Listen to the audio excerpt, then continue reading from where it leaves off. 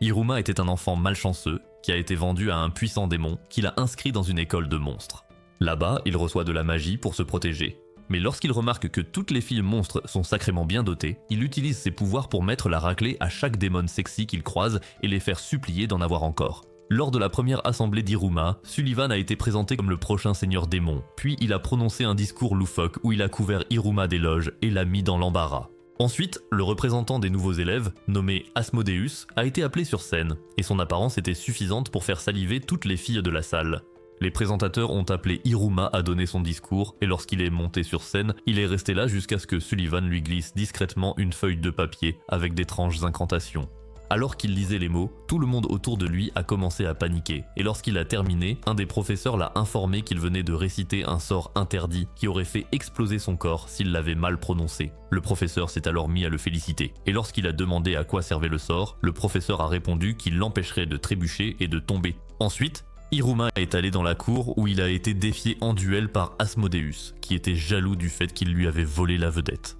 Lorsque le duel a commencé, Asmodeus a lancé une rafale d'attaques de flammes sur Iruma, mais Iruma a réussi à toutes les esquiver en sautillant partout comme un singe. La raison pour laquelle Iruma était capable de faire cela, c'est qu'il avait été un tel malchanceux dans le monde des humains qu'il était devenu un maître dans l'art d'esquiver les choses dangereuses, et cette étrange capacité était appelée la capacité d'évasion de crise accablante. Lorsque les élèves dans la foule ont commencé à insulter Asmodeus, il est devenu tellement furieux qu'il a foncé sur Iruma avec une épée de flamme, et Iruma a réussi à parer son attaque, ce qui a fait qu'il est tombé vers une élève d'une manière qui allait la faire griller comme un barbecue. Cependant, Iruma a réussi à l'arrêter en l'achevant avec un suplex allemand, ce qui a fait de lui l'élève le plus populaire de l'école.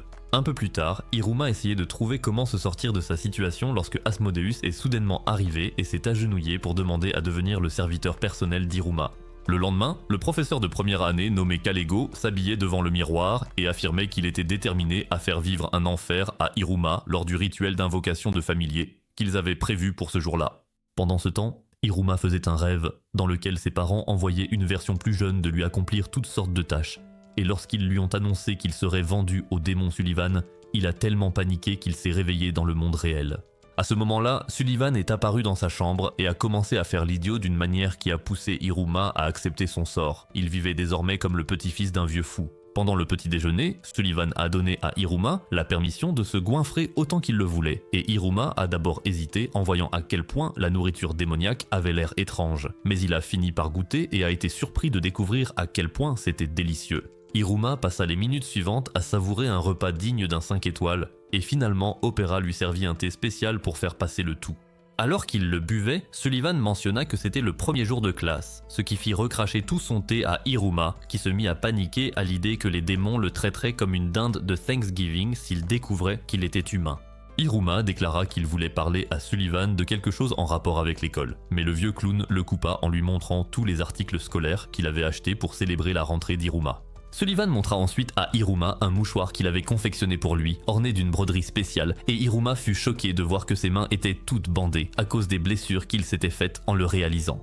Le vieux bizarre montra ensuite à Iruma un réveil démoniaque qu'il lui avait acheté avant de lui demander ce dont il voulait parler. Et Iruma prouva une fois de plus qu'il était complètement influençable en disant qu'il voulait aller à l'école. Ensuite, Iruma partit à l'école et Sullivan essaya de faire une vidéo TikTok de son trajet, mais Opera le ramena à l'intérieur. À l'école des démons, la présidente du conseil des élèves, Améry, remarqua que les autres membres du conseil se relâchaient. Alors elle leur cria dessus jusqu'à ce qu'ils retrouvent leur énergie et commencent à saluer chaque élève qui passait comme des robots. Quand Iruma les vit, il décida de faire de son mieux pour ne pas se faire remarquer. Mais cette idée tomba immédiatement à l'eau quand Asmodeus surgit et se mit à genoux en révélant qu'il attendait Iruma depuis 6 heures. Quand il proposa de porter le sac d'Iruma, ce dernier répondit que ce n'était pas nécessaire, et les élèves autour furent stupéfaits de voir que le gamin chétif avait fait du chef de classe son serviteur. Alors qu'ils se dirigeaient vers la classe, Asmodeus révéla à Iruma qu'ils étaient dans le même groupe, avant d'expliquer que les 163 nouveaux élèves de l'école étaient divisés en plusieurs groupes pour se préparer au cours, car ils ne pouvaient pas tous le faire en même temps. Il aborda ensuite le fait qu'ils allaient avoir des rituels d'invocation de familiers ce jour-là, et expliqua que c'était une tradition à Babils pour chaque nouvel élève d'invoquer une bête magique qui deviendrait son subordonné. Il ajouta que le rang de l'élève serait déterminé par la bête magique qu'il parviendrait à invoquer, et que gravir ces échelons menait au succès académique à Babils. Pendant qu'il expliquait, Iruma se demanda si les familiers mangeaient des humains.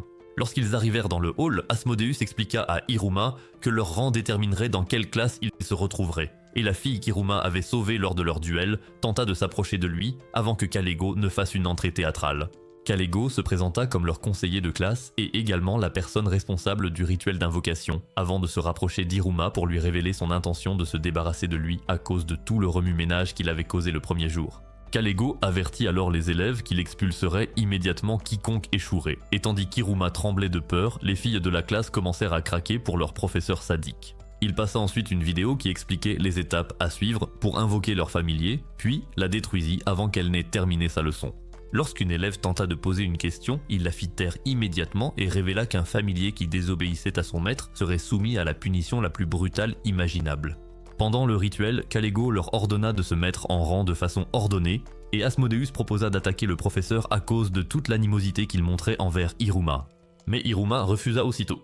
Un peu plus tard, plusieurs élèves invoquèrent leur familier, et lorsque Asmodeus exécuta le rituel, tout le monde regarda avec stupeur une créature effrayante ressemblant à un dragon appelé un serpent gorgone apparut comme son familier. Kalego n'en fut pas surpris, car il savait que la lignée d'Asmodeus était remplie de monstres surpuissants, et il se demandait comment Asmodeus avait pu perdre face à Iruma alors qu'il possédait un tel niveau de puissance. Lorsque ce fut au tour d'Iruma d'invoquer un familier, les élèves observaient avec impatience et Iruma se rendit compte qu'il serait enfin libre du monde des démons s'il était expulsé après avoir échoué au rituel.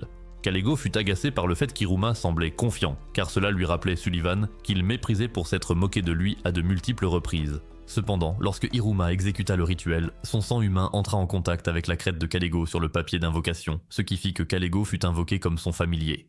Personne n'en croyait ses yeux, et lorsque Kalego resta coincé à moitié dans le cercle magique, Iruma essaya de l'aider mais finit par pousser sa moitié inférieure dans le cercle d'invocation, ce qui le fit se transformer en un oiseau à l'apparence étrange, qui devint alors le familier d'Iruma. Lorsque Kalego comprit ce qui s'était passé, il s'évanouit immédiatement de honte et tous les élèves de la salle commencèrent à admirer Iruma pour avoir accompli un exploit jamais réalisé auparavant. Asmodeus le félicita d'avoir pris sa revanche sur le professeur grincheux de manière embarrassante, mais Iruma expliqua que ce n'était qu'un accident, et Kalego tenta de menacer Iruma pour qu'il annule le contrat. Mais il fut immédiatement frappé par la foudre à cause de la règle qui interdisait aux familiers de désobéir à leur maître. Lorsque Iruma et Kalego expliquèrent leur situation à Sullivan, il leur dit qu'ils étaient liés pour un an, et qu'essayer de rompre le contrat avant ce délai les tuerait tous les deux.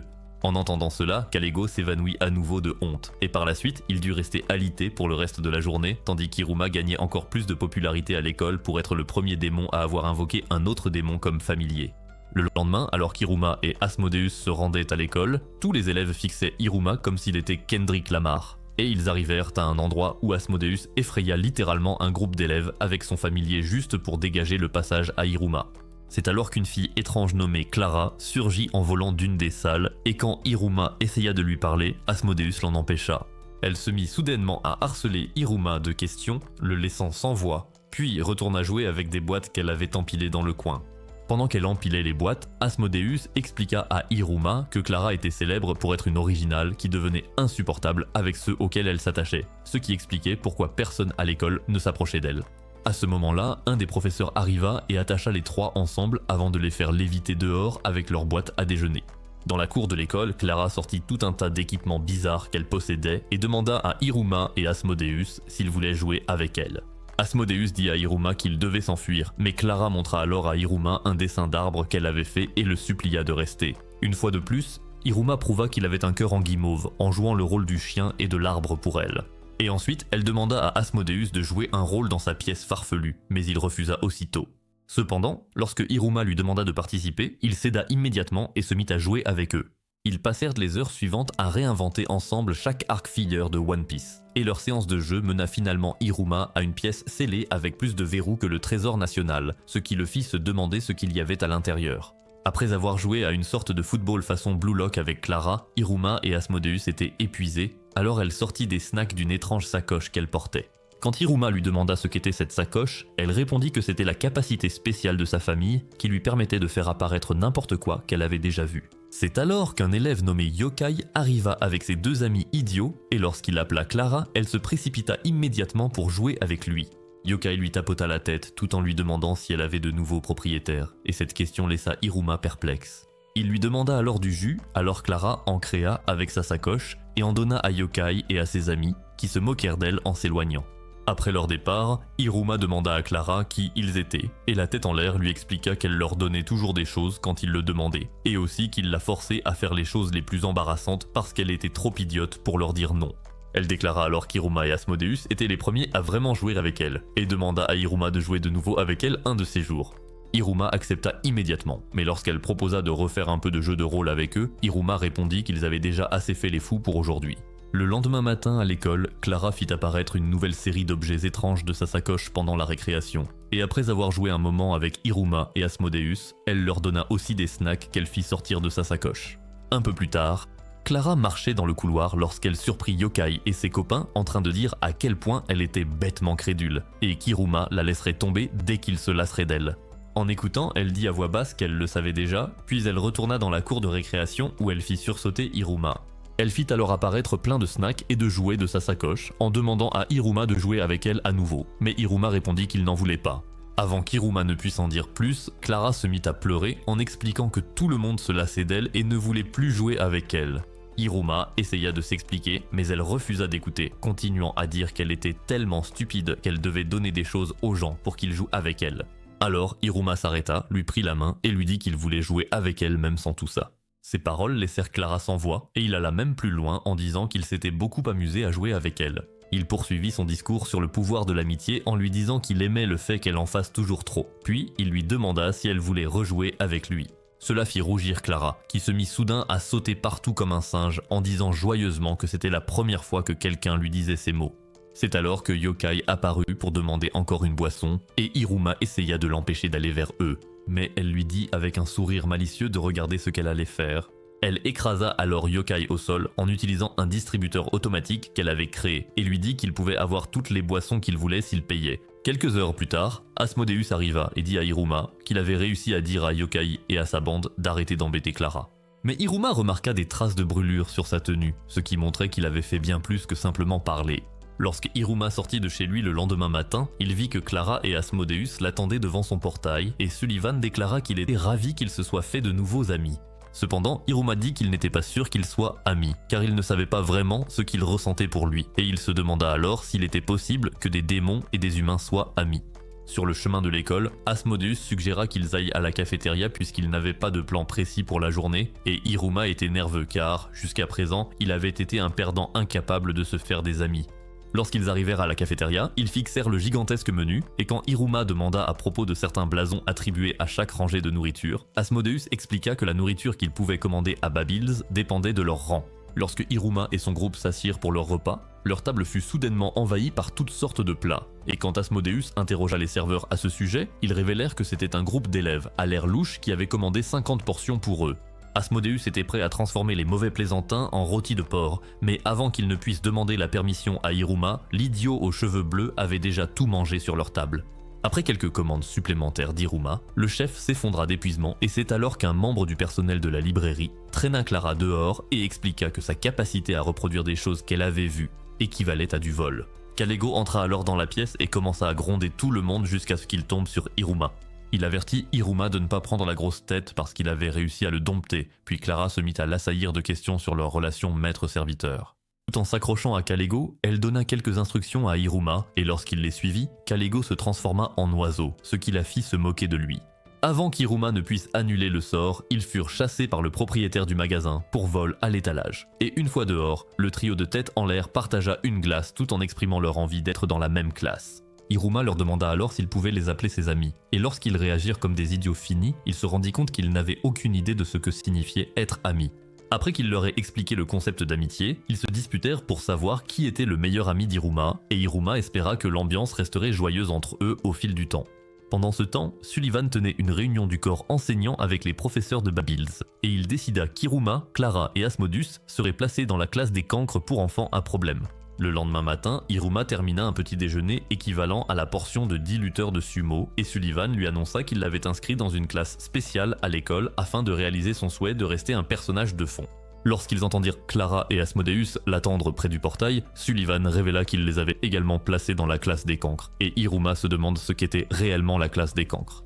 En chemin vers l'école, Hiruma annonça la bonne nouvelle à ses amis et leur expliqua aussi que la classe des cancres dans laquelle ils avaient été placés était une classe remplie de fauteurs de troubles.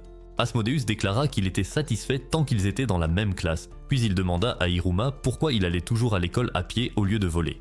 En réponse, Iruma demanda à Asmodeus et Clara s'ils savaient voler, et Asmodeus répondit que tous les démons pouvaient voler, avant de supposer qu'Iruma essayait simplement de muscler ses jambes.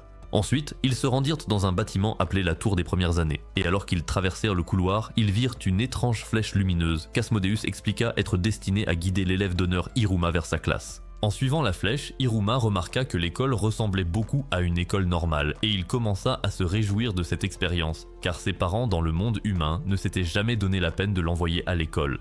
La flèche les mena à l'extérieur du bâtiment et dans une grotte souterraine où se trouvait un tas de fans de Boruto malodorants, enveloppés dans des sacs poubelles près de l'escalier. Ils arrivèrent finalement devant une porte ornée de plusieurs panneaux d'avertissement, et lorsque Iruma l'ouvrit, une nuée de pièges mortels se mit à lancer des armes sur lui. Iruma esquiva toutes les attaques grâce à sa capacité exceptionnelle à éviter les crises, ce qui poussa tous les élèves de la classe à chanter ses louanges. Lorsque certains commencèrent à parler de leur gain de pari, Asmodeus leur demanda ce qu'ils faisaient, et ils expliquèrent qu'ils avaient parié sur le nombre d'armes qui toucheraient Iruma.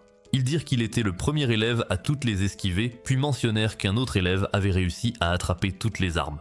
À ce moment-là, le fameux attrapeur d'armes dont il parlait fit son apparition et se présenta comme Sabnok, avant d'affirmer que sa carrure à la Dwayne Johnson faisait de lui le candidat idéal pour devenir roi démon. Il ajouta ensuite qu'il deviendrait d'abord quelque chose appelé un Yad avant de devenir roi démon, et lorsque Iruma lui demanda ce qu'était un Yad, il révéla qu'il s'agissait du rang de démon le plus élevé. Il continua à fanfaronner avec audace sur le fait qu'il allait devenir le roi démon, et brisa une épée en déclarant qu'il détestait tous ceux qui avaient un rang supérieur au sien.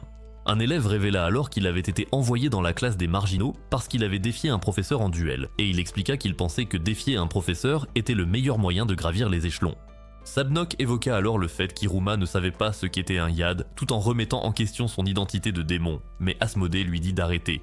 Pour prouver sa supériorité, Sabnok rappela qu'Asmodée avait invoqué un serpent gorgone comme familier, et révéla qu'il avait lui-même invoqué une créature nommée Akelebi, qui était un dragon bien plus grand. Il déclara alors qu'Asmodée n'était plus digne d'être son rival depuis qu'il était devenu l'esclave d'Iruma, mais Asmodée répliqua qu'il était l'ami d'Iruma et non son esclave. Toute la classe se demanda ce qu'était un ami. Alors, tel un vrai roi du malaise, Asmodée leur expliqua le concept d'amitié de façon théâtrale. Kalego arriva alors, fidèle à son humeur grincheuse, et il neutralisa tous les pièges avec sa magie tout en leur ordonnant de se taire. Quand Clara lui demanda s'il était leur professeur, Kalego expliqua qu'il avait été affecté à cette classe parce qu'Iruma et ses amis l'avaient, sans le savoir, accusé de vol à l'étalage la veille. Il fit ensuite l'appel et demanda à tout le monde de sortir de la classe afin qu'ils puissent déterminer leur rang. Pendant qu'ils étaient dehors, il révéla que leur première leçon consistait à faire la course jusqu'au drapeau au bout de la vallée, et expliqua que leur rang serait déterminé par l'examen d'invocation de familier, qu'ils devaient passer en même temps que cette course. Il alluma ensuite un écran qui leur expliqua le parcours, et Asmodeus remarqua qu'un chemin appelé la vallée tranchante était plus court, mais bien plus dangereux que les autres. Kalego détruisit alors l'écran et Sabnok était déterminé à emprunter la vallée tranchante, mais Kalego déclara que le seul parcours acceptable pour eux était la vallée chantante. Lorsque Sabnok demanda pourquoi, il répondit que c'était parce que le gardien de la vallée tranchante était d'humeur instable ces derniers temps. Iruma demanda alors ce qu'était le gardien de la vallée tranchante et Kalego expliqua qu'il s'agissait d'une énorme bête magique qui régnait sur la vallée, avant de préciser qu'il ne pouvait garantir la sécurité de quiconque emprunterait ce chemin.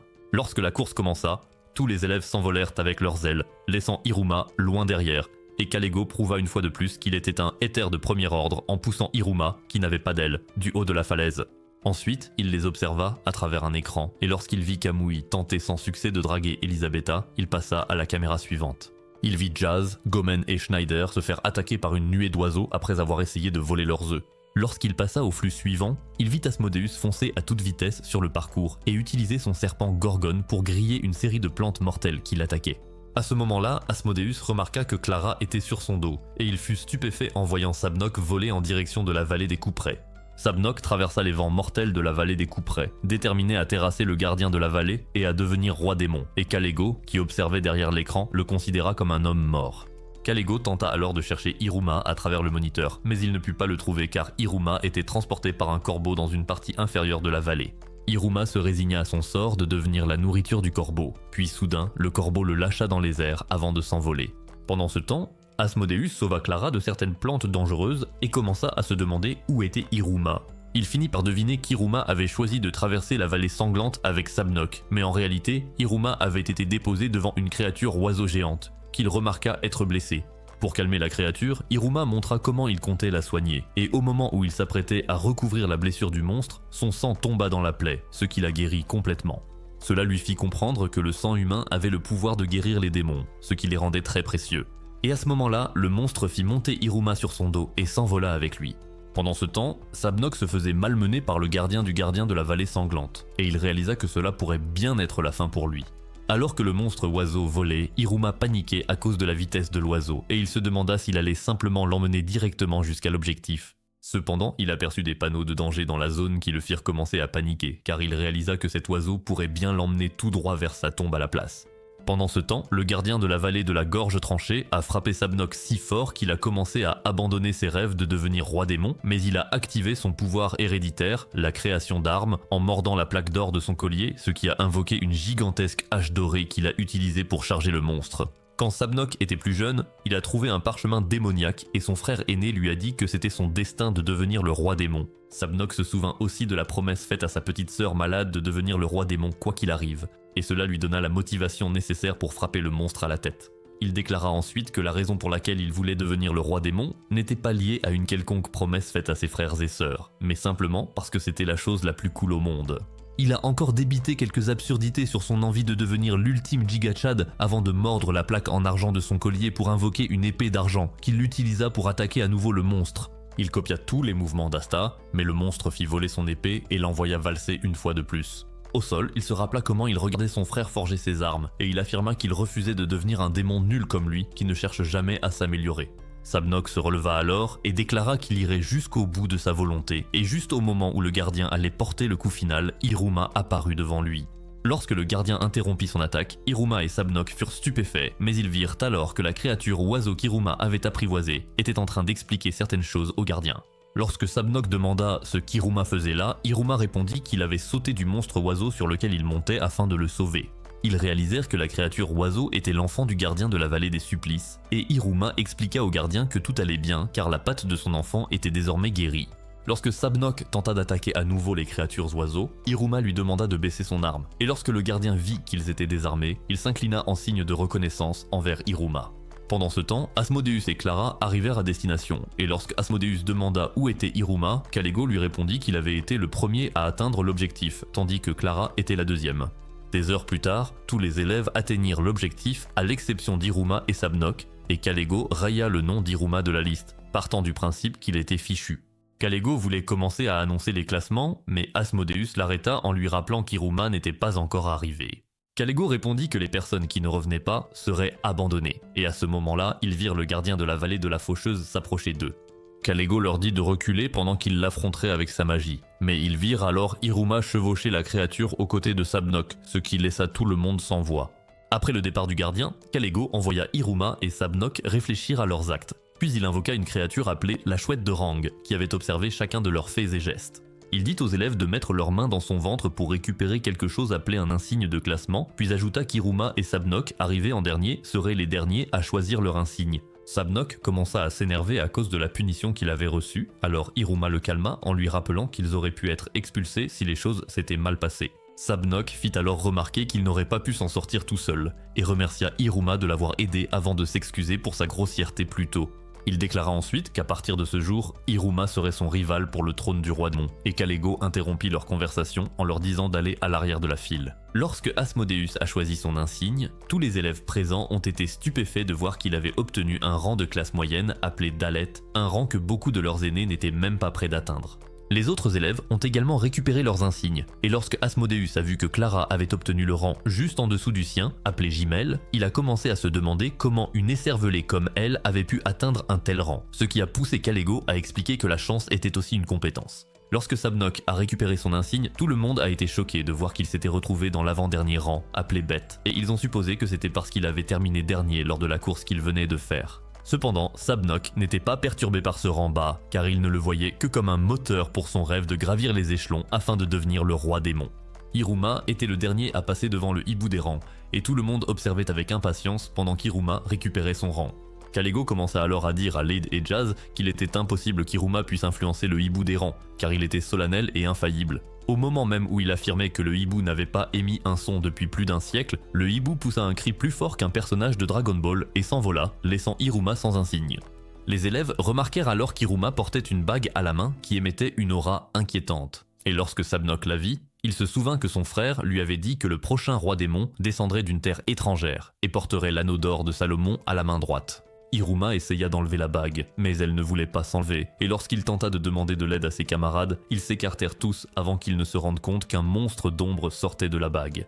Le monstre d'ombre poussa alors un cri si fort que tout le monde dans l'école se couvrit les oreilles, et lorsque Lyd remarqua qu'Iruma n'était pas affecté par le cri, il lui demanda d'arrêter le monstre. Iruma essaya de le caresser et Clara l'aida en lui chantant une berceuse, ce que le monstre finit par apprécier. Quand Sabnok tenta de l'arrêter, le monstre le mit à terre d'une simple touche. Et Asmodeus essaya d'aider, mais il se fit drainer sa magie de la même manière. Lorsque Kalego essaya de l'observer de plus près, il eut une vision où sa main était arrachée, et il comprit que le monstre le menaçait, alors il décida qu'il fallait s'occuper du monstre immédiatement. Cependant, avant qu'il ne puisse arrêter le monstre, Sullivan fit une apparition surprise en l'arrêtant, puis il renvoya facilement le monstre de l'ombre dans la bague, avant de révéler que la bague d'Iruma s'appelait la bague du mangeur vorace. Il expliqua qu'elle pouvait stocker les pouvoirs magiques de son utilisateur, ajoutant qu'elle dévorerait la magie de n'importe qui lorsqu'elle serait vide. Il révéla également que la bague ne pouvait pas être retirée, quoi qu'il arrive, avant de chuchoter à Iruma que cela était arrivé parce qu'il était humain. Bien plus tard, Iruma fut ravi de voir qu'on lui avait attribué le rang le plus bas, Aleph. Mais Asmodeus était contrarié car il savait qu'il n'avait obtenu ce rang si bas que parce qu'il n'avait pas été correctement mesuré. Un peu plus tard, Améry parcourut les journaux publiés au sujet des récentes aventures de la classe des inadaptés et elle fut particulièrement intriguée par Iruma. Pendant ce temps, Sullivan partit en calèche, ravi d'avoir enfin reçu la calèche sur mesure qu'il avait commandée pour emmener Iruma à l'école et le ramener. Il chantait joyeusement en traversant les rues à toute vitesse, tandis qu'Iruma était agacé de se faire autant remarquer sur le chemin de l'école. Quand il demanda à Iruma comment s'était passé le trajet jusqu'à l'école, Iruma répondit que ça allait, mais il remarqua alors la bague à son doigt et pensa que la magie qu'elle avait absorbée de Sullivan suffirait à tenir le monstre à distance pendant un moment. Quand Iruma vit un groupe de démons parler de leur amour pour la chair humaine, il décida de rester discret. Mais à leur arrivée à l'école, Opéra déroula un tapis rouge en annonçant l'arrivée d'Iruma. À ce moment-là, Asmodeus arriva et commença à admirer Iruma comme d'habitude, jusqu'à ce qu'il se prenne un tapis roulé en plein visage, dans lequel Clara était en train de rouler. Quand Asmodeus et Clara commencèrent à se disputer, Sullivan remit à Iruma son sac, ainsi qu'un téléphone qu'il avait acheté pour qu'Iruma puisse le joindre. Cependant, Iruma disparut de la vue du vieil idiot, car il ne pouvait plus supporter d'être embarrassé davantage. Pendant le cours, Kalego fit l'appel, puis il informa Iruma qu'il commencerait à suivre des cours avec d'autres professeurs à partir de ce jour, avant de le prévenir d'éviter tout comportement insolent, comme ne pas répondre à son nom lorsqu'il est appelé. Kalego lança alors un regard en coin à Sabnok en disant également qu'il devrait éviter les actions stupides, puis il dit à tout le monde de se diriger vers la tour des classes. Ensuite, Iruma et ses camarades de classe assistèrent à plusieurs cours avec différents professeurs et ils se rendirent finalement à la tour de botanique où l'enseignante nommée Suzy annonça qu'ils allaient apprendre quelque chose appelé la diabotanique. Elle leur expliqua ensuite qu'ils allaient utiliser la magie pour faire éclore des fleurs et fit une démonstration en lançant un sort sur une petite pousse qui se transforma en une magnifique fleur. Après cela, elle expliqua qu'ils pouvaient utiliser cette fleur pour donner forme à leur magie, puis invita tout le monde à commencer l'expérience. Pizro et Kamui essayèrent de faire pousser leurs plantes, mais rien ne se produisit. Suzy expliqua alors qu'ils devaient d'abord imaginer dans leur esprit à quoi ils voulaient que la fleur ressemble avant de prononcer le sort. Iruma savait qu'il ne pouvait pas faire apparaître de fleurs puisqu'il n'avait aucune magie, mais il décida de prendre la leçon au sérieux afin de ne pas se faire remarquer. Iruma remarqua alors que quelques têtes brûlées dans les environs le fixaient, et Asmodeus révéla qu'il s'agissait de camarades de classe plus âgés, venus les observer parce que leur rang venait d'être annoncé. Ils remarquèrent également la présence de membres du conseil des élèves dans les parages, et commencèrent à se demander qui ils étaient, avant que l'idiot narcissique Sabnok ne déclare avec audace qu'ils étaient là pour le voir, parce qu'il était en train de devenir le futur roi démon. Sabnok utilisa alors le sort sur la plante, et celle-ci créa une petite fleur monstrueuse qui commença à dévorer le pot de fleurs, et Suzy lui donna un B+ pour ses efforts. Cependant, Asmodeus attira l'attention de tout le monde sur la fleur en feu qu'il avait créée, et Suzy lui attribua un A+, ce qui le poussa à se vanter d'être plus habile avec les flammes Kitachi. Sabnok le fit taire en versant de l'eau sur sa fleur, et en réponse, Asmodeus lui lança une attaque de flammes. Lorsque Sabnok esquiva l'attaque, tous deux commencèrent à se défier du regard jusqu'à ce que Suzy crée d'énormes racines magiques qui les immobilisèrent tous les deux, leur disant de garder leur affrontement inutile pour après le cours. Elle déclara alors qu'il était temps de jeter un œil aux autres fleurs, et Jazz créa une fleur ornée de nombreux trésors. Kamui créa une fleur tellement raffinée qu'elle était recouverte de pixels. Gomen réussit à créer une version fleurie de The Last Airbender. Kaori créa une magnifique fleur bleue, tandis que la fleur de Pochero se manifesta sous la forme d'un immense nuage de mousse sur lequel il s'endormit. Hiruma fut impressionné par toute leur création, mais lorsqu'il examina la fleur de Clara, il vit qu'elle était plus difforme que les malédictions de Mahito, et tout le monde se mit à se rapprocher en se moquant de son apparence ratée. Hiruma imagina un chaleureux cerisier en fleurs alors qu'il appliquait sa magie sur la plante. Et bien qu'il ne s'attendit à rien, sa bague s'activa soudainement, faisant émettre à la plante une lumière bleue qui envahit toute la pièce. Quand Hiruma appela Sullivan pour lui demander ce qui s'était passé, Sullivan a expliqué qu'Hiruma pouvait désormais utiliser la magie grâce à celle qu'il avait précédemment stockée dans la bague, mais il a averti Hiruma de ne pas l'utiliser car il n'avait pas réglé la puissance de sortie. À ce moment-là, la plante s'est transformée en un immense arbre qui a détruit le toit du bâtiment. Et lorsque Sullivan a regardé par la fenêtre, il a vu un gigantesque cerisier en fleurs qui recouvrait toute la zone.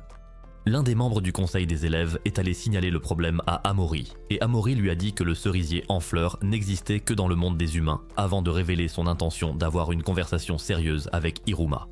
Quelques heures plus tard, Amori a mis hors d'état de nuire une bande de voyous laids qui semaient le chaos dans les couloirs de l'école, et alors qu'elle s'éloignait, ses associés ont commencé à discuter du fait qu'ils pensaient que les humains n'étaient qu'une superstition. Mais Amori savait que les humains existaient.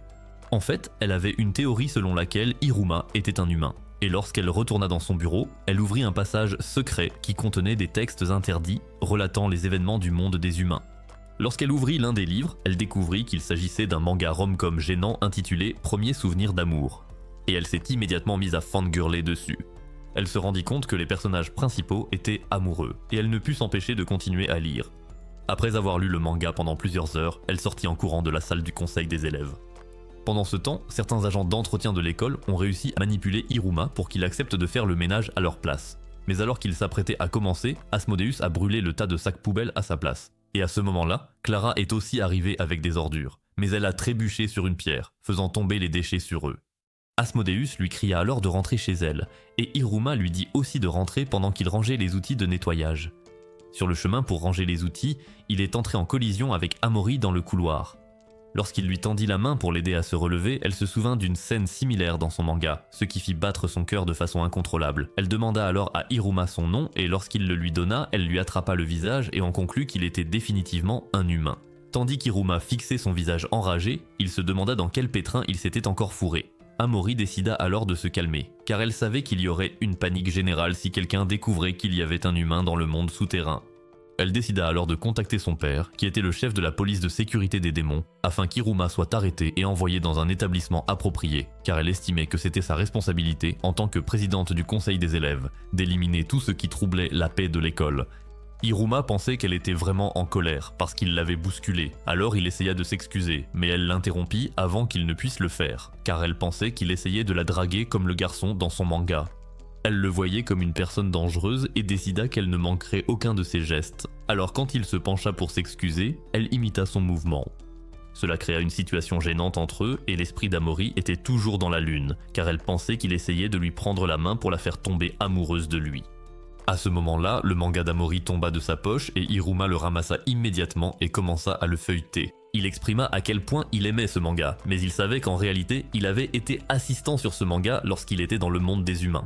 Amori était sur le point de le confronter franchement en l'accusant d'être un humain, mais il lut alors une scène du manga et Amori fut stupéfaite par le fait qu'il puisse comprendre les mots de ces soi-disant textes interdits.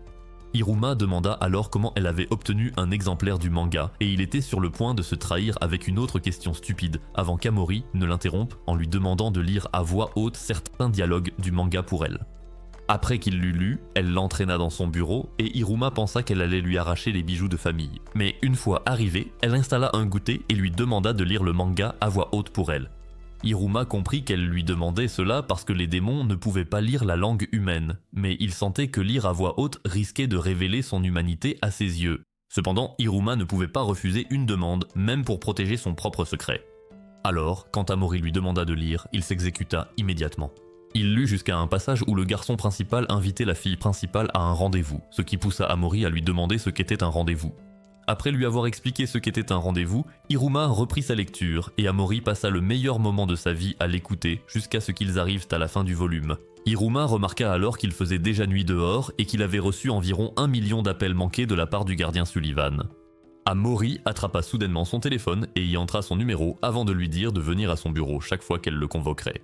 Elle ajouta qu'il devait venir seul sans en parler à personne, puis elle se présenta enfin à lui.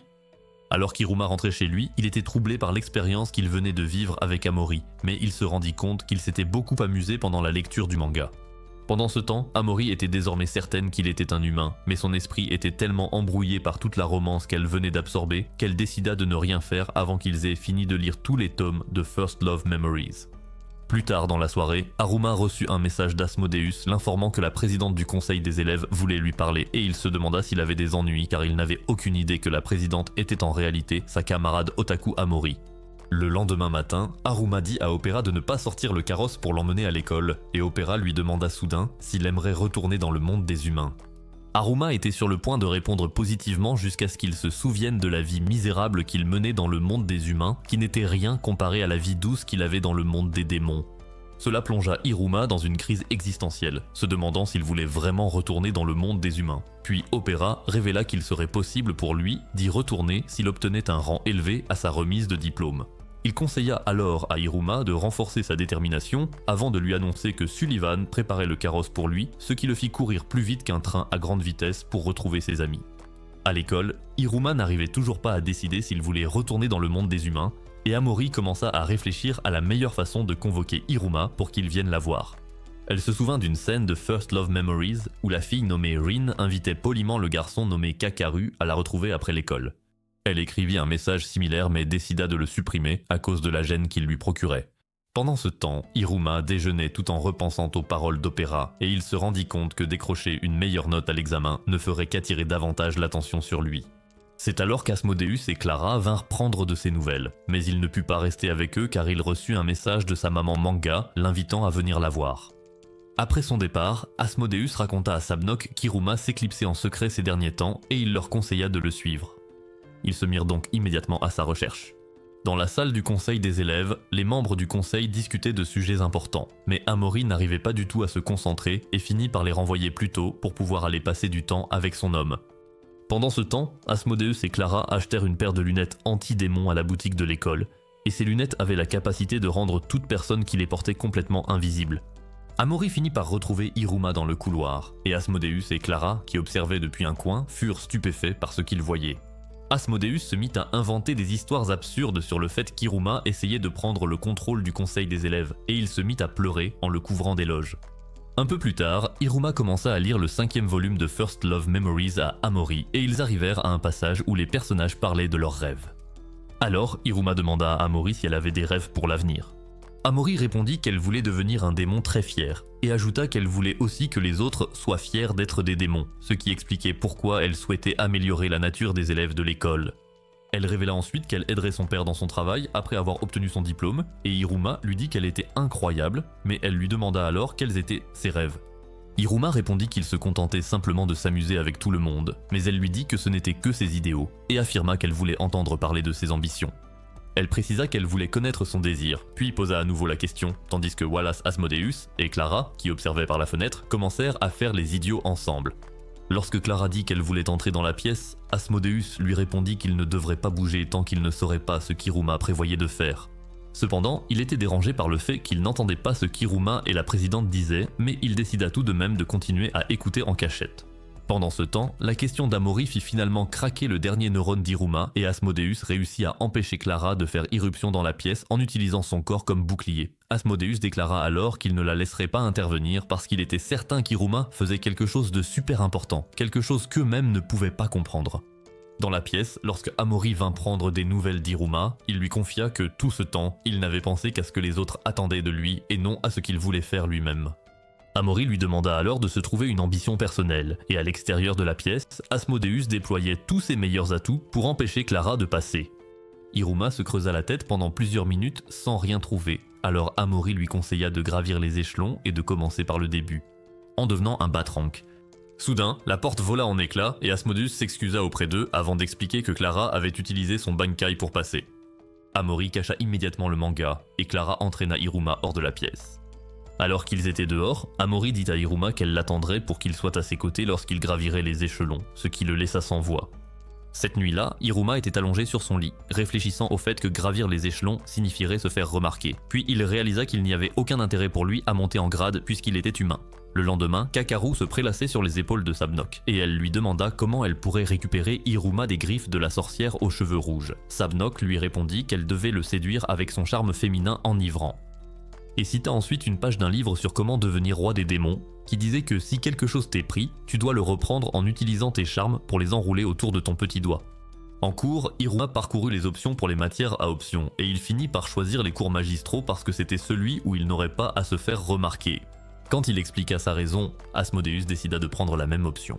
Cependant, lorsqu'ils ont vérifié le formulaire de Clara, ils ont vu qu'elle avait choisi un cours de séduction, et cela a stupéfié tout le monde car ils savaient que la badise de rang S responsable de ce cours, nommée Rem, connaissait toutes les façons de rendre les filles assez attirantes pour faire tomber les hommes à genoux.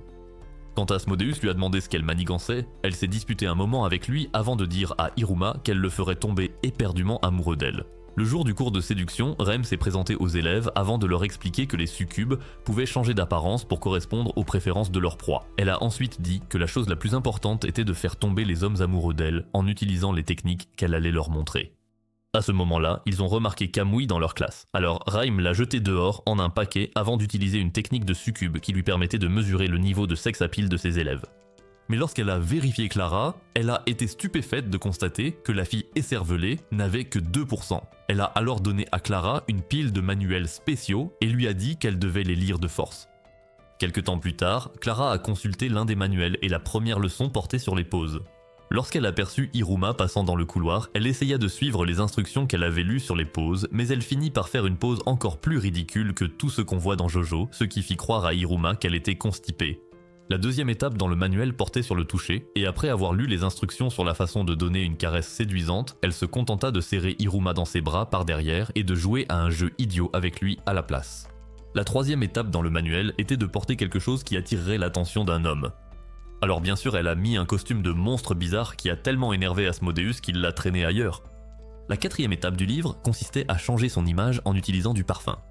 Elle a donc vidé un seau entier de parfum sur elle, ce qui l'a transformée en quelque chose qui avait une apparence et une odeur horribles. En suivant la cinquième étape, elle a essayé de se maquiller, mais a fini par se peindre le visage comme un clown et tous les garçons de la classe se sont moqués d'elle. Quand Clara est rentrée à la maison, les membres de sa famille ont remarqué qu'elle était déprimée. Alors ils lui ont donné tellement d'ondes positives qu'elle a retrouvé sa bonne humeur habituelle et elle a fini par faire une performance musicale ludique avec eux. Ce soir-là, elle décida que l'étape suivante serait d'embrasser Iruma et elle s'entraîna en embrassant sa poupée. Ce jour-là à l'école, Clara combina toutes les étapes désastreuses de séduction qu'elle avait essayées jusque-là et lorsqu'elle tenta d'embrasser Iruma, il esquiva grâce à sa capacité d'évasion, ce qui fit que son baiser de la mort atterrit dans le ventre de Kalego. Ensuite, Kalego la punit en lui faisant écrire 1 million de mots au tableau.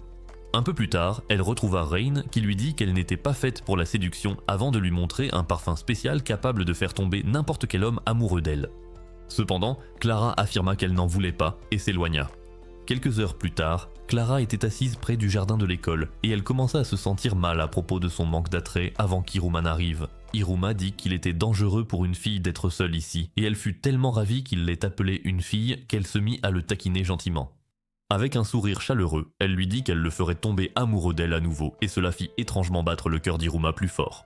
Alors qu'elle courait avec lui, Rem fut stupéfaite de voir que son taux de sex appeal était monté à 10%. Le lendemain matin, Iruma retrouva Asmodeus près du réfectoire et lui dit qu'il voulait monter en grade. Iruma expliqua qu'à ce moment-là, il visait à passer d'alphabet, puis il demanda à Asmodeus de lui montrer comment augmenter son rang. Asmodeus se mit soudain à pleurer, car tout ce temps, il pensait qu'Iruma n'avait aucun intérêt pour les rangs, et il se rappela que le rang d'Iruma avait été jugé inestimable après qu'il ait fait du gardien de la vallée de l'écorcheur son animal de compagnie. Il savait qu'Iruma ne pouvait pas être mesuré selon la même échelle que les démons ordinaires, mais il trouvait injuste que les idiots responsables les plaçaient au rang le plus bas du tableau. Il dit alors à Iruma que lui aussi avait été mécontent quand Iruma avait été classé, et il lui annonça qu'ils devaient commencer immédiatement leur nouvelle mission d'ascension de rang.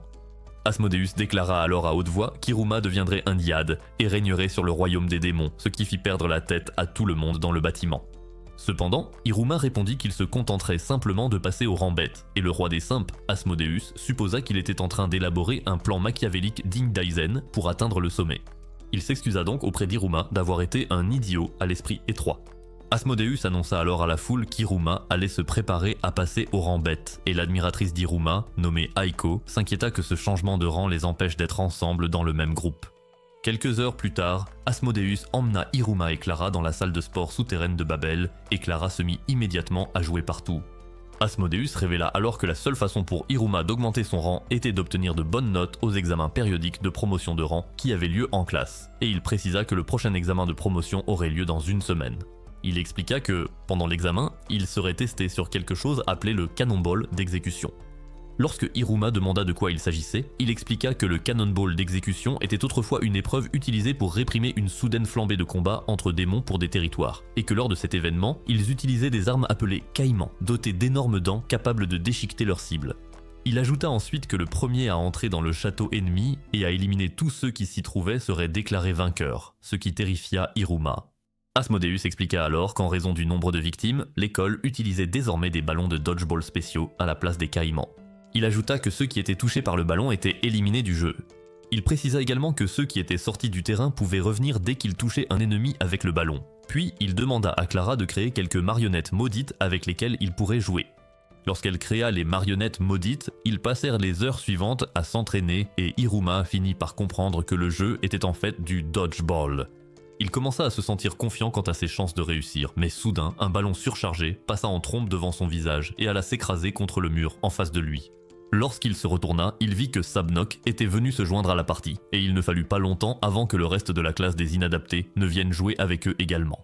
Sabnok lança alors un tir puissant sur Gomen, mais Gomen utilisa une lame de vent pour fendre le ballon en deux, ce qui fit qu'une moitié vola vers Karori, tandis que l'autre se dirigea vers Pazero. Karori copia l'un des mouvements de glace de Todoroki pour bloquer sa moitié du ballon, tandis que Paizero bloqua la sienne en utilisant de la magie de manipulation de la terre. Sabnok lança alors une rafale de tirs surchargés. Et la partie devint tellement chaotique qu'Iruma commença à abandonner son objectif de gravir les échelons. Asmodeus lui dit alors qu'il devait s'entraîner davantage, puis lui suggéra d'en discuter avec Sullivan. Lorsque Iruma arriva dans le bureau de Sullivan, ce dernier utilisa un ton étonnamment sérieux en lui demandant de lui parler de l'entraînement qu'il souhaitait, ainsi qu'en classe. Kalego était agacé par le fait que tous les cancres n'étaient pas en classe. Pendant l'entraînement d'Iruma, Sullivan lui demanda de viser un énorme rocher avec sa balle au prisonnier, puis il lui donna des instructions supplémentaires sur la façon de positionner son corps. Oruma avait l'impression que ce n'était qu'une partie normale de balle au prisonnier. Mais alors qu'il s'apprêtait à lancer la balle, Sullivan lui demanda de prononcer le mot « Libera ». Et lorsqu'il le fit, sa bague créa une aura semblable à un dragon qui détruisit le rocher. Sullivan déclara que son entraînement était terminé puisqu'il pouvait désormais battre facilement ses camarades de classe. Mais Oruma déclara qu'utiliser le pouvoir de Sullivan lui donnait l'impression de tricher. Oruma ajouta alors qu'il voulait y arriver par lui-même, sans utiliser de magie, et Sullivan répondit que ce serait difficile pour lui s'il essayait ainsi.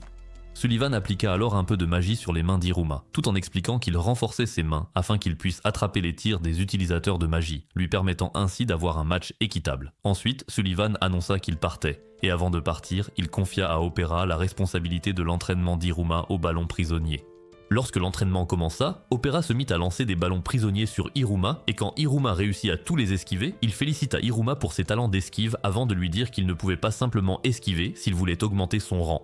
Il demanda alors à Iruma d'essayer d'attraper ce ballon avant de poursuivre une série de lancers de ballons prisonniers, et à la fin de l'entraînement, l'âme d'Iruma était déjà épuisée. Plus tard dans la soirée, Iruma était assis sur son lit, et il reçut plein de messages d'Asmodeus et Clara, ce qui le motiva à continuer ses efforts, et il décida aussi de donner des nouvelles à Amori. Le lendemain, Asmodeus et Clara observèrent Opera reprendre l'entraînement avec Iruma, et Opera expliqua que le ballon s'arrêterait lorsqu'il serait dirigé vers le visage d'Iruma, lui permettant ainsi de l'attraper. Cependant, Iruma échoua encore à attraper le ballon, alors Opera lui dit de se concentrer avant de lui lancer un ballon surpuissant. Iruma esquiva encore le ballon à plusieurs reprises jusqu'à un certain moment où il réussit à toucher brièvement le ballon avant qu'il ne s'envole. Pendant ce temps, Amori se tenait près de sa collection de mangas, et elle décida de mettre leur lecture en pause jusqu'à ce qu'Iruma ait terminé son entraînement. Au même moment, Iruma fit quelques exercices physiques tout en restant concentré sur l'idée d'attraper le ballon, puis il se mit à se goinfrer d'une portion de nourriture digne des titans affamés. Lorsque Asmodeus essaya de lui tendre de l'eau, il remarqua que les mains d'Iruma étaient couvertes de bleu et Iruma expliqua que c'était parce que le ballon touchait désormais sa main la plupart du temps grâce à l'entraînement d'Opéra. Après avoir mangé, Iruma s'entraîna avec ses amis puis rentra chez lui pour dormir un peu. Lorsque Sullivan demanda à Opéra comment se passait l'entraînement, Opéra répondit qu'il n'avait toujours pas attrapé de ballon, mais il ajouta aussi qu'Iruma s'amusait énormément chaque jour. La veille de l'examen de promotion, Iruma était concentré et, lorsque Opéra lui lança une balle, il réussit enfin à l'attraper. Plus tard dans la soirée, Iruma fit une sieste avec ses amis sous un arbre et Opéra annonça à Sullivan qu'Iruma était prêt pour l'examen. Le jour de l'examen de promotion, Iruma prit son petit déjeuner royal habituel et, en guise de conseil, Opéra lui dit que la peur était une humiliation totale pour les démons. Il ajouta alors à Iruma qu'il devait aller de l'avant, même s'il avait peur, en transformant sa peur en excitation. Lorsqu'Asmodeus et Clara vinrent chercher Iruma, il attacha ses cheveux en arrière et se prépara pour l'aventure folle qui l'attendait. À l'école, Caligo fit apparaître un écran amusant pour expliquer les règles du jeu et, une fois terminé, il le frappa contre le sol en annonçant que leur montée en grade serait déterminée par l'équipe qui remporterait la bataille ainsi que par les rangs des adversaires qu'ils parviendraient à toucher. Il précisa ensuite qu'ils seraient répartis en une équipe A, qui porterait des brassards jaunes, et une équipe B, qui porterait des brassards rouges. Asmodeus adressa quelques mots de motivation à Iruma, mais lorsqu'ils mirent leurs brassards, ils réalisèrent qu'ils étaient dans des équipes différentes. Iruma était dans l'équipe A, tandis qu'Asmodeus appartenait à l'équipe B. En remarquant cela, Asmodeus se mit à crier sur Kalego, l'accusant d'essayer de ruiner son amitié, mais Kalego expliqua qu'il avait fait cette répartition afin d'assurer un équilibre des forces. Il leur demanda ensuite de se mettre en rang et Asmodeus décida d'aider Iruma depuis le camp adverse, mais il se demanda comment il allait s'y prendre. Lorsque le jeu commença, Lyd conseilla à ses coéquipiers de ne pas lancer la balle sur Iruma, car non seulement il était assez puissant pour vaincre Asmodeus, mais il était aussi un maître de l'esquive. Asmodeus ne participait pas à cette réunion stratégique, il était perdu dans ses pensées, tandis que Sabnok commença à provoquer l'équipe B pour les inciter à lui lancer la balle. Lyd dit que ce serait une excellente idée de mordre à l'hameçon, car Sabnok était le même gars qui s'était pris tous les pièges de leur classe le premier jour, et tout le monde était d'accord avec cette idée. Cependant, Jazz s'empara soudainement de la balle et la passa à Sabnok. Karori créa un mur de glace pour protéger ses coéquipiers, pendant que Sabnok lançait la balle sur eux, et la balle toucha la glace avant de rebondir légèrement sur Karori. Kamui réussit à attraper la balle. Mais le fan désespéré l'offrit à Elisabetta comme un cadeau, ce qui poussa Kalego à annoncer qu'il était éliminé pour avoir traversé sur le terrain adverse. Lorsque le moment fut venu de reprendre le jeu, Clara créa une multitude de balles avec sa sacoche, et tout le monde cherchait désespérément la vraie balle, jusqu'à ce que P0 décide soudainement de détruire le terrain avec sa magie, faisant s'envoler les balles dans les airs. Lorsque Jazz a désigné la vraie balle, Iruma l'a attrapée, ce qui a valu à tout le monde de louer ses compétences, et Kalego a annoncé que P0 était expulsé du terrain, pour avoir utilisé la magie sur autre chose que la balle. Aruma était ravi, car les résultats de son entraînement avec Opéra commençaient à se voir. Mais lorsqu'il a essayé de lancer la balle, il s'est rendu compte qu'on ne lui avait jamais appris comment faire. Tout le monde regardait avec impatience alors qu'Aruma tenait la balle, mais Sabnok la lui prit et déclara que ce serait lui qui mènerait l'attaque. Sabnok était agacé par le fait qu'Asmodeus rêvassait en plein milieu de leur match, alors il lui lança la balle dans le but de le ramener à la réalité. Cependant, Asmodeus attrapa facilement la balle d'une seule main avant de la lancer en plein visage de Sabnok, ce qui poussa Kalego à annoncer que la tête de muscle était éliminée. En voyant cela, le reste de l'équipe A décida de ne pas lancer la balle sur Asmodeus, le papa de Sti. Mais Clara n'avait pas compris le message car elle était tellement déterminée à venger Sabnok qu'elle lança la balle sur Asmodeus pour finir éliminée de façon embarrassante. Ensuite, le match continua à un rythme régulier et tous les démons furent éliminés du terrain un par un, jusqu'à ce qu'il ne reste plus qu'Asmodeus et Iruma face à face. Asmodeus paniqua en s'en rendant compte et les deux équipes commencèrent à encourager leur dernier survivant. Le prince des flammes commença à envisager de donner la balle à Iruma pour qu'il puisse gagner facilement. Mais lorsqu'il vit à quel point Iruma était concentré, il comprit qu'il avait été stupide. Il se souvint de tous les efforts qu'Iruma avait fournis pendant son entraînement et se sentit honteux de ne pas avoir pris en compte les sentiments d'Iruma tout ce temps. Il créa alors une immense vague de feu autour de lui et dit à Iruma qu'il allait tout lui donner. Iruma déclara qu'il était déterminé à attraper son tir, et alors que les membres du conseil des élèves entraient dans la zone, certains d'entre eux devinèrent qu'Amori s'y rendait parce qu'elle voulait recruter Asmodeus pour rejoindre le conseil. Mais elle répondit qu'elle était là pour voir quelque chose de plus intéressant. Toute la classe commença à les encourager, comme s'il s'agissait d'un affrontement entre Goku et Vegeta, et Jazz fit remarquer que c'était leur revanche officielle du combat qu'ils avaient eu le jour de la rentrée. Iruma remarqua qu'Asmodeus avait plus de malveillance dans sa puissance magique qu'auparavant, et lorsqu'il se prépara à lancer la balle, Iruma courut vers lui comme Opera le lui avait conseillé. Asmodeus lança alors la balle sur lui avec une puissance de feu immense, la renforçant, et Iruma eut du mal à la retenir. Alors il tourna dans les airs et la lui renvoya directement. Lorsque la balle toucha Asmodeus, Kalego annonça que l'équipe A avait remporté le duel et tout le groupe traita Iruma comme un héros de guerre.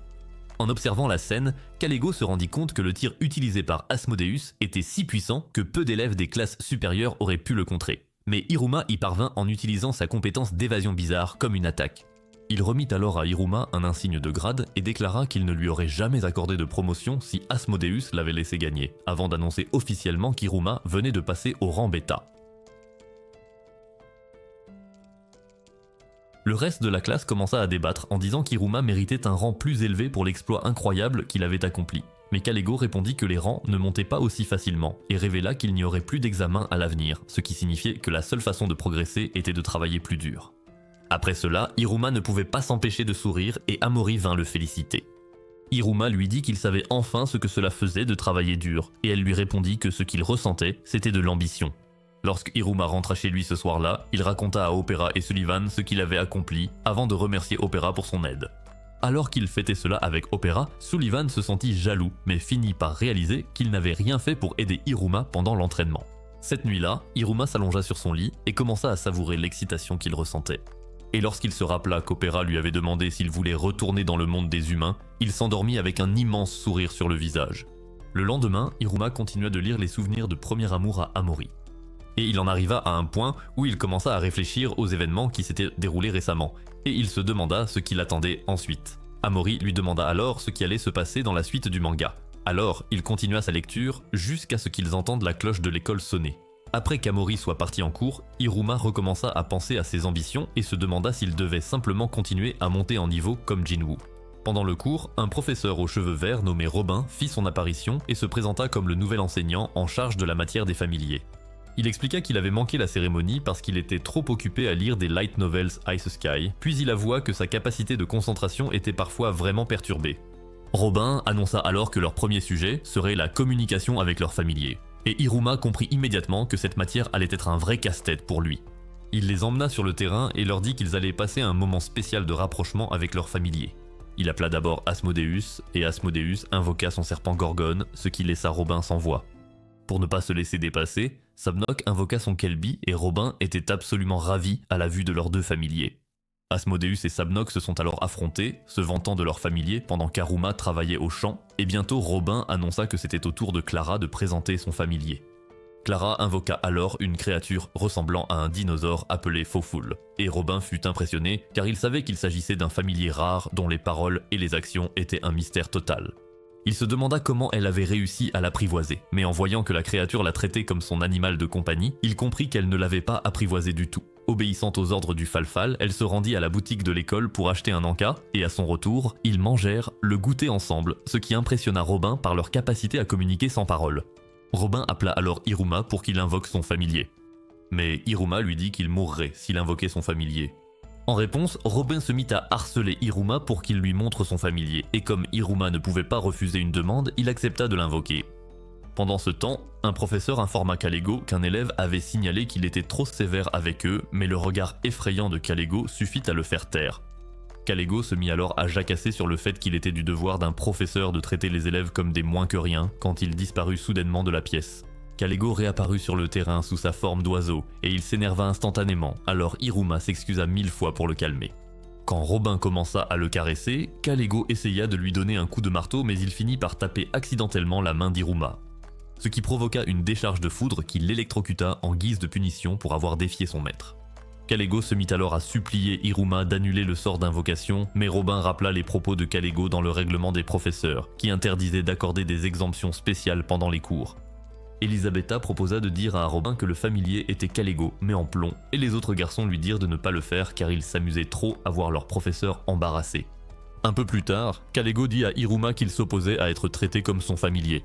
mais ajouta ensuite que sa politique l'empêchait de perturber les processus d'apprentissage, avant de dire à Hiruma de viser uniquement les meilleurs résultats possibles pendant les cours sur les familiers. Il expliqua alors à Hiruma qu'une invocation par un maître était absolue et que la forme et l'apparence du familier étaient également influencées par son maître.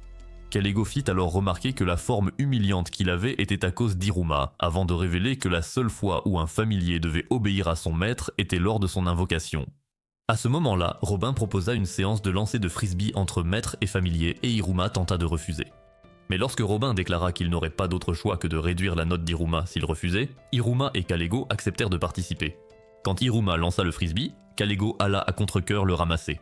Pendant que les élèves se moquaient de lui, et lorsqu'il le rendit à Hiruma, Robin proposa de faire un high five. Après l'avoir fait, Robin leur fit enchaîner d'autres activités embarrassantes et amusantes, ce qui laissa Kalego complètement abattu une fois terminé. Hiruma s'excusa alors auprès de Kalego pour tous les ennuis qu'il lui avait causés, et Kalego lui demanda pourquoi il ne l'avait pas invoqué lorsqu'il était sur le point d'être attaqué par le gardien de la vallée des couperets. Hiruma répondit que c'était parce qu'il ne voulait blesser ni lui ni le gardien de la vallée des couperets, et leur petit moment de rapprochement fut interrompu lorsque Sabnok et Asmodeus commencèrent à semer le désordre. Robin tenta de les avertir de ne pas se battre en utilisant leur familier, mais ils lui dirent de se taire avant de lancer leur familier l'un contre l'autre. Cependant, Kalego finit par mettre à terre les deux familiers avant que la situation ne dégénère davantage, et il fit la leçon à tout le monde, y compris à Robin, en expliquant que les familiers devaient être contrôlés par leur maître afin de ne pas blesser les personnes autour d'eux. Il ajouta ensuite qu'Hiruma était le seul à avoir compris cela, et ordonna à tout le monde de traiter leurs familiers avec respect. Suite à cet ordre, chacun caressa son familier, puis Kalego infligea à Robin une montagne de paperasse infernale en guise de punition pour l'avoir embarrassé. Quelques jours plus tard, Hiruma déjeunait avec ses deux amis lorsqu'il remarqua qu'il n'y avait pas beaucoup d'élèves de première année à la cafétéria. Ensuite, des filles d'une autre classe sont venues jouer avec eux, jusqu'à ce qu'elles entendent les alarmes de l'école retentir bruyamment. Après le départ des filles, Hiruma demanda pourquoi elles étaient reparties si vite. Asmodeus lui expliqua alors qu'elles faisaient partie de ce qu'on appelait un battleur, un groupe d'élèves partageant les mêmes centres d'intérêt et qui se réunissaient dans le but de faire monter leur rang. Il révéla également qu'il existait un examen de promotion de groupe réservé aux battleurs et ajouta qu'il était aussi possible d'augmenter son rang grâce à des réalisations personnelles. Asmodeus lui conseilla alors de rejoindre un battleur afin de pouvoir atteindre le rang d'Alit, et Hiruma accepta. C'est à ce moment-là qu'une nuée d'élèves plus âgés envahit la salle pour recruter les élèves de première année dans leurs battlers. Pendant ce temps, un grand groupe de membres seniors de battlers attendait à l'extérieur de la tour des premières années, et un professeur annonça qu'il devait faire attention aux autres battlers en essayant de recruter de nouveaux battlers de première année. Il jeta ensuite le micro et annonça que la chasse aux recrues avait commencé, ce qui poussa les démons plus âgés à se précipiter dans la salle, armes à la main. Les recruteurs des battlers commencèrent à s'approcher violemment des élèves, et lorsque l'un d'eux tenta de s'en prendre à Hiruma, Asmodeus le fit fuir d'une vague de flammes. À ce moment-là, quelques élèves plus âgés tentèrent de recruter Asmodeus, mais il les repoussa brutalement en brûlant leur prospectus et en créant un immense cercle de feu autour de lui pour qu'ils ne puissent plus s'approcher. Lorsqu'ils partirent, il expliqua à Hiruma que la chasse aux recrues n'était autorisée que pendant 66 minutes, le jour où l'interdiction des périodes d'essai des battlers était levée, après la pause déjeuner. Il évoqua le fait que certains élèves de terminale devenaient trop violents lors de leur recrutement, et affirma que le cercle de feu autour d'eux grillerait sûrement quiconque tenterait de s'approcher. Pendant ce temps, un tas d'élèves étaient brutalement happés dans différents battlers et Hiruma commença à avoir peur, mais Asmodeus lui assura que tout allait bien car le battler chargé de contrôler ces situations, le conseil des élèves, s'en occupait. À ce moment-là, le conseil des élèves fit son entrée de façon élégante, et Hiruma fut tellement choqué en voyant qu'Amori en était la présidente qu'il poussa un cri. Quand Amori entendit la voix d'Hiruma, elle s'approcha de lui et lui proposa de rejoindre le battleur du conseil des élèves. Par la suite, la chasse aux recrues prit fin et les élèves de première année retournèrent en classe où Caligo leur annonça que les 3 prochains jours seraient une période d'essai pour les battlers, ce qui leur permettrait de décider lequel ils souhaitaient rejoindre. Il ajouta ensuite que le choix d'un battler était une décision importante, essentielle pour gravir les échelons, et il leur conseilla de ne pas la prendre à la légère. Hiruma se demanda dans quel battler il devrait s'inscrire, puis Asmodeus proposa qu'ils aillent découvrir les différents battlers de l'école après les cours. Après les cours, Hiruma et la bande se rendirent à la tour des premières années, et comme Hiruma était vraiment influençable, il prit des prospectus de chaque battler présent, si bien que sa main en fut remplie jusqu'à ce qu'Asmodeus réduise tous les papiers en cendres. Lorsque Rem vint faire la promotion de son battler de séduction, Clara n'hésita même pas avant de saisir un formulaire d'inscription. À ce moment-là, Iruma aperçut Lied, Jazz et Kamui, et lorsqu'il leur demanda quels battleurs ils avaient choisi, Jazz répondit qu'il rejoindrait le nouveau battleur de magie parce qu'il voulait devenir le prochain Harry Potter. Mais Asmodeus savait que tout ce qu'il voulait, c'était de l'argent. Kamui déclara qu'il allait rejoindre le battleur des études féminines. Lorsque Lied demanda à Iruma quel battleur il comptait rejoindre, Iruma répondit qu'il n'avait encore rien en tête. Mais soudainement, sa bague commença à l'entraîner ailleurs. La bague le fit traverser le couloir, et il finit par entrer en collision avec un démon nommé Kiryo, qui portait un sac à dos rempli d'objets témus. Lorsque Iruma s'excusa, il remarqua que Kiryo avait l'air d'un homme mort, alors il commença à paniquer jusqu'à ce que Kiryo se relève et explique qu'il avait la même maladie qu'All Might. Kiryo fit alors remarquer que la bague d'alimentation gloutonne d'Iruma avait réagi au collier qu'il portait parce qu'ils étaient en fait du même métal, puis Iruma commença à l'aider à ramasser toutes ses affaires. Kiryo révéla qu'il n'était qu'un rang bêta malgré le fait qu'il soit un étudiant plus âgé, parce qu'il n'avait pas beaucoup de magie, et il avait créé son collier afin de pouvoir stocker un peu de magie. Il ajouta ensuite que son objectif était de créer un appareil magique qui permettrait aux démons qui n'avaient pas beaucoup de magie de pouvoir en utiliser, ce qui impressionna Iruma. Après son départ, Iruma et son équipe ont visité plusieurs clubs où les choses ont très mal tourné, et alors qu'ils traversaient le couloir, ils ont vu Sabnok rejoindre un club du roi démon, qui s'est finalement avéré être un club pour Intelos. Ce soir-là, Iruma raconta à Sullivan que sa bague perdait parfois le contrôle. Alors Sullivan l'aida à l'ajuster et lui dit de prononcer un changement appelé Lohire. Quand Iruma l'a dit, cela a créé une petite explosion de flammes que Sullivan a qualifié de mode le plus faible, appelé mode démoniaque. Puis Sullivan l'a fait passer au mode suivant, appelé mode démon, qui a créé une flaque de flammes bien plus grande. Il l'a ensuite fait évoluer au mode Ifrit, ce qui a fait apparaître un monstre de flammes, puis il a conseillé à Iruma de se contenter du mode démoniaque car les autres étaient trop dangereux. Cependant, il a dit à Iruma d'utiliser un sort appelé Pandarola s'il se retrouvait vraiment en difficulté, et lorsque Iruma a essayé de le prononcer, il lui a rapidement couvert la bouche tout en expliquant que ce sort était une attaque spéciale qui libère toute la magie de la bague en une seule fois. Le lendemain, Clara décida de rejoindre le club de pierre-feuille-ciseaux car elle espérait y trouver Gonfrix, puis Iruma visita le club du boulet d'exécution où il utilisa sa magie du mode démoniaque Libra pour lancer la balle sur le capitaine. Le capitaine attrapa la balle facilement et dit à Iruma de rejoindre le club, mais il refusa. Alors qu'Iruma traversait le couloir, il reçut un message d'Amori et alors qu'il essayait de lui répondre, la pièce voisine explosa soudainement. Quand la fumée se dissipa, il vit Kiryo et réalisa que la pièce dans laquelle il se trouvait était celle du club des appareils magiques. Si tu étais Iruma, aurais-tu suivi Reim dans le club de séduction ? Commente paf de démon si tu veux la partie 2. C'est tout pour la vidéo d'aujourd'hui. Si tu aimes les résumés d'animes comme celui-ci, abonne-toi